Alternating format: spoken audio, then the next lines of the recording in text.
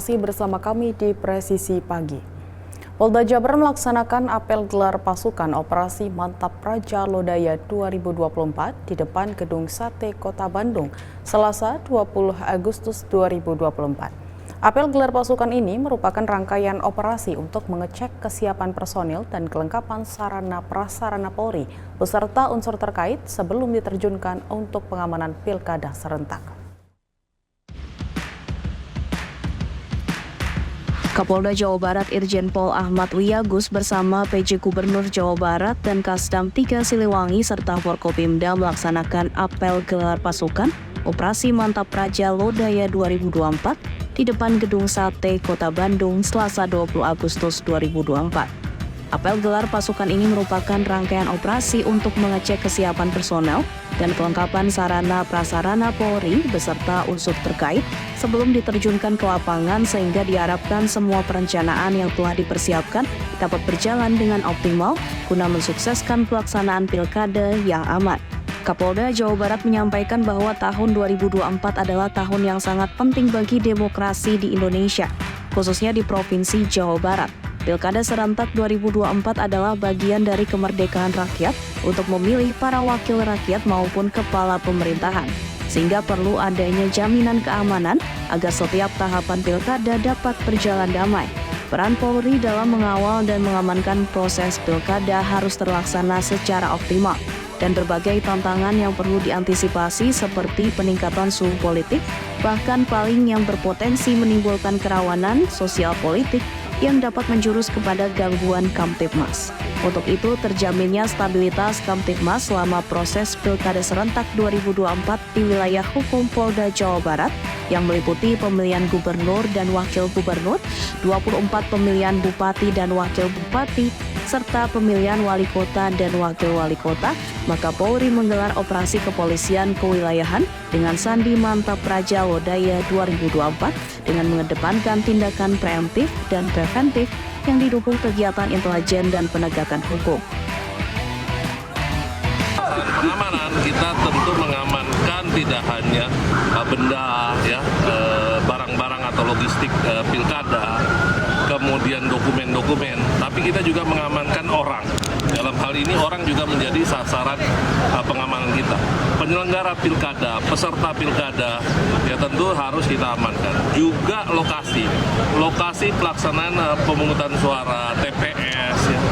Kemudian kantor-kantor yang menjadi kantor sarana untuk pelaksanaan pilkada serentak ini juga menjadi sasaran dari objek pengamanan dari Operasi Mantap Praja Pilkada Serentak 2024. Nah, kerawanannya tentu ada berbagai prediksi yang kita antisipasi ya, termasuk diantaranya ada terorisme, kemudian mungkin nanti akan bisa juga terjadi kegiatan-kegiatan anarkis lainnya, pengeroyokan mungkin ataupun termasuk juga bom ya, senjata tajam dan lain sebagainya. Ini potensi-potensi kerawanan yang terus kita antisipasi, tentu bekerja sama dengan mitra-mitra terkait lainnya, rekan-rekan kita TNI maupun instansi terkait lainnya. Dari Kabupaten.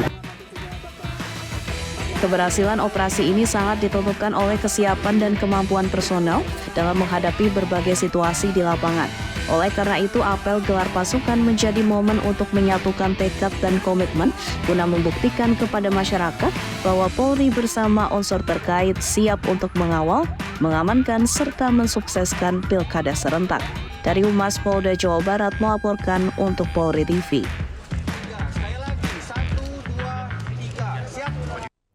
Dalam apel Power on Hand yang dilaksanakan di Makobrimob Serondol Kota Semarang, Kapolda Jateng Irjen Pol Ribut Hari Wibowo meminta seluruh personil Brimob memiliki kompetensi dan keahlian yang berkualitas sehingga siap menghadapi berbagai potensi ancaman yang mungkin terjadi dalam perhelatan pilkada mendatang.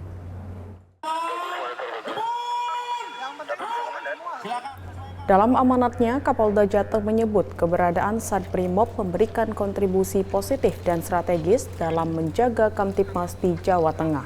Kapolda menyampaikan rasa bangganya kepada Satuan Brimob yang mempunyai sejarah panjang atas berdirinya negara Indonesia. Kapolda menambahkan sejarah telah mencatat bagaimana jasa sesepuh dan para senior pendahulu BRIMOB di awal revolusi perjuangan kemerdekaan. Sebagai pasukan elit Polri yang bertugas menanggulangi ancaman Kamtibmas dan berintensitas tinggi, personel BRIMOB dituntut memiliki kemampuan dan keahlian lebih. Kapolda juga berpesan kepada Dansat BRIMOB, Kombes Pol Nur Hudaya, agar mempersiapkan personil Satbrimob da Jateng dengan berbagai macam pelatihan yang meningkatkan kompetensi dan kualitas. Irjen Pol Ribut Hari Wibowo menyampaikan tidak ada pasukan hebat, yang ada adalah pasukan terlatih. Bila perlu hadirkan instruktur dari luar untuk melatih personel BRIMOB agar memiliki keahlian dan kompetensi yang berkualitas dunia dan sejajar dengan kepolisian elit dari berbagai penjuru dunia. Tumpuan saya ada di kalian. Kalian adalah power on hand saya. Dan saya ingin power on hand saya, tumpuan saya betul-betul berkualitas. Kalau perlu diundang instruktur, undang instruktur. Dari dalam maupun luar negeri, undang. Nanti Dansat BRIMOB komunikasi dengan saya. Untuk melatihkan pasukan kita, anak-anak kita BRIMOB ini supaya menjadi betul-betul pasukan yang profesional, yang berkelas dunia.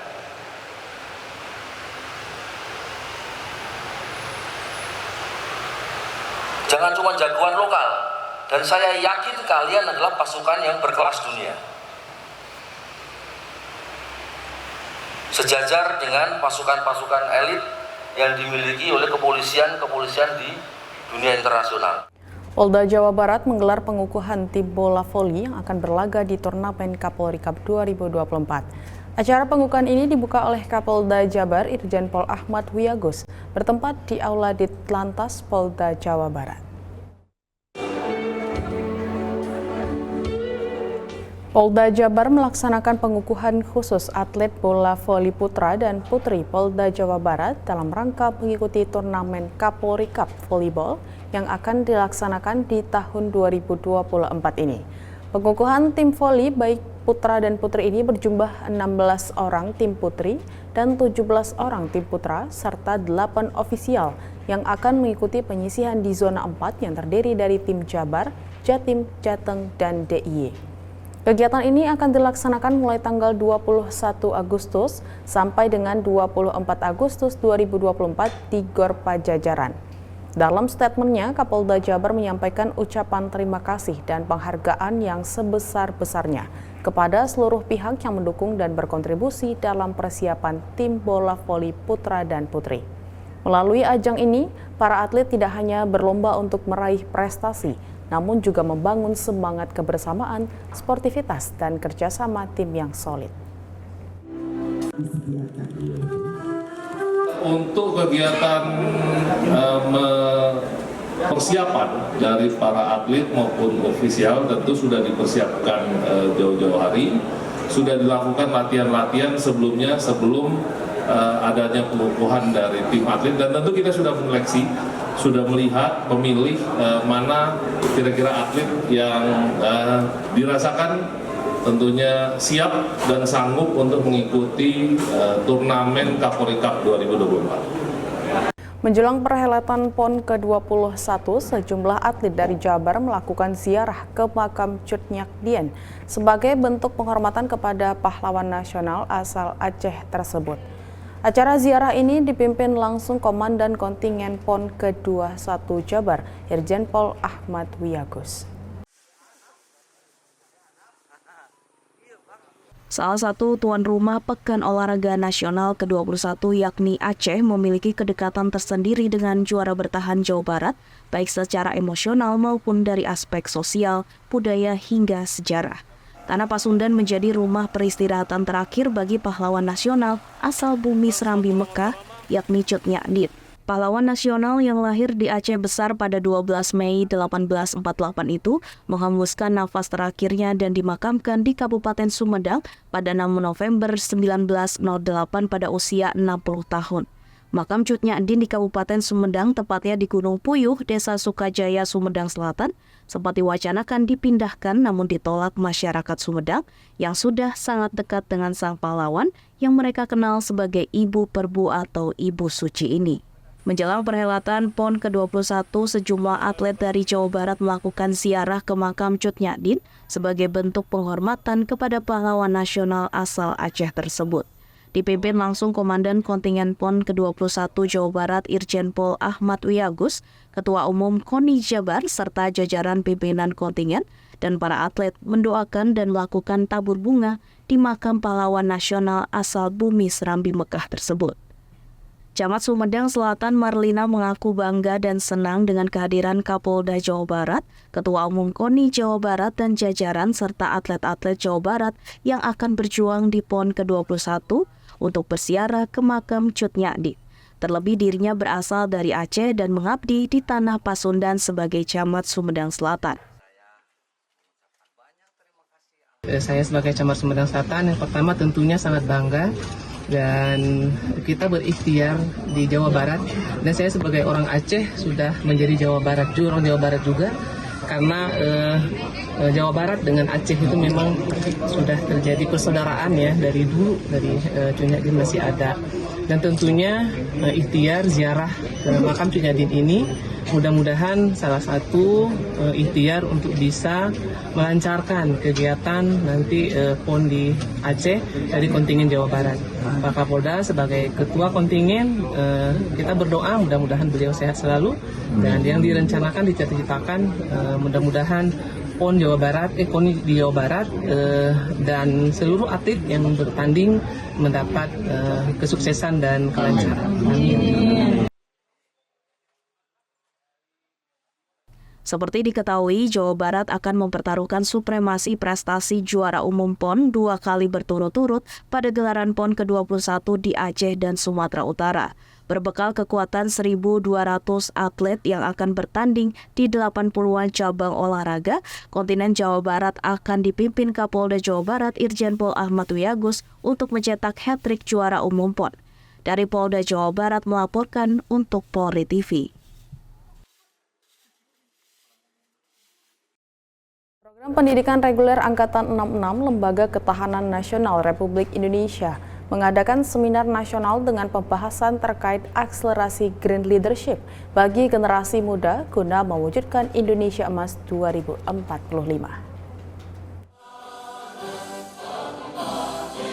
Program Pendidikan Reguler Angkatan 66 Lembaga Ketahanan Nasional Republik Indonesia mengadakan seminar nasional yang digelar di Gedung Lemhanas RI Jakarta pada Selasa, 20 Agustus 2024.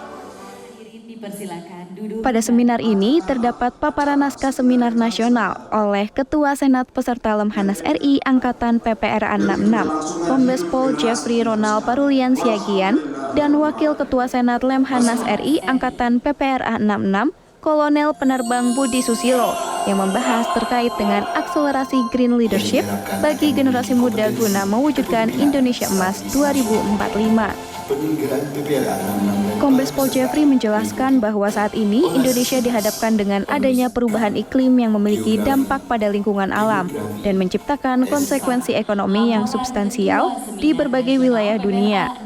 Dan cara mengatasi hal tersebut yaitu dengan mempersiapkan generasi muda sebagai green leadership guna mewujudkan Indonesia Emas 2045. Kami tentunya mengangkat tema tentang green leadership ya. Ini terkait dengan bagaimana untuk menuju Indonesia Emas tahun 2045, yang mana kita kan diuntungkan dengan bonus demografi yang akan besar penduduknya, dan Gen Z inilah yang akan kedepannya akan memimpin Indonesia. Sehingga tentunya dipersiapkanlah generasi muda yang mempunyai pengetahuan, kemampuan untuk menjaga lingkungan di Indonesia ini. Harapan kita dengan situasi dunia ini yang sedang ada persoalan di bidang iklim, kemudian kelestarian lingkungan, kemudian juga dengan hal yang lainnya, tentunya peran Polri sangat krusial ya.